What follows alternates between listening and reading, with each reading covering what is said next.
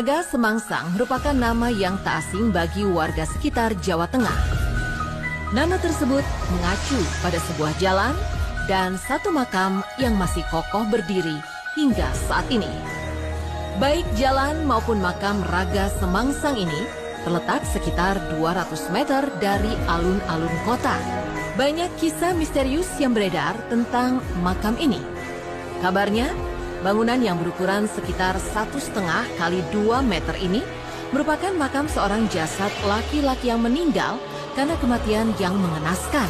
Jika dilihat ke dalam makam, sering terdapat dupa dan taburan bunga mawar. Sudah berada sejak zaman para raja, ternyata makam ini tidak dipindahkan karena upaya pemerintah yang selalu gagal. Kabarnya para petinggi daerah didatangi pemilik makam ini dalam mimpinya dan menyatakan bahwa sosok ini tidak ingin pindah. Asal pemberian nama Raga Semangsang diambil dari kata raga dan temangsang, yang berarti tubuh yang tergantung. Walaupun tidak diketahui nama aslinya, tokoh ini diyakini adalah orang yang berpengaruh.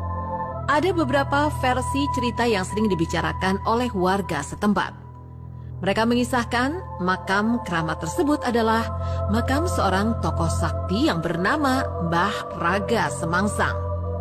Saking saktinya, ia hanya bisa tewas jika bagian tubuhnya dipotong menjadi beberapa bagian. Itu pun belum cukup. Bagian tubuhnya sama sekali tak boleh menyentuh tanah.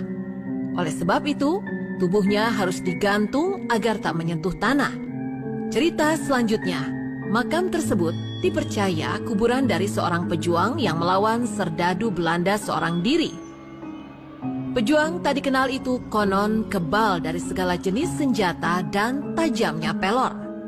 Tapi ia punya kelemahan, bakal tewas kehilangan kekebalan jika dibunuh dengan keadaan digantung. Akhirnya serdadu kolonial Belanda yang berjumlah banyak berhasil meringkus pejuang tersebut setelah mengetahui kelemahan. Namun dari semua versi ada satu kesamaan cerita, bahwa masyarakat meyakini jika jasad yang terkubur dalam makam tersebut mengalami kematian tragis digantung di atas pohon. Masyarakat umum yang baru berkunjung ke daerah ini pasti tidak akan menyadari bahwa bangunan di tengah pertigaan jalan itu adalah sebuah makam. Meskipun posisi makam berada di tengah keramaian, nyatanya keberadaannya masih tetap dikeramatkan.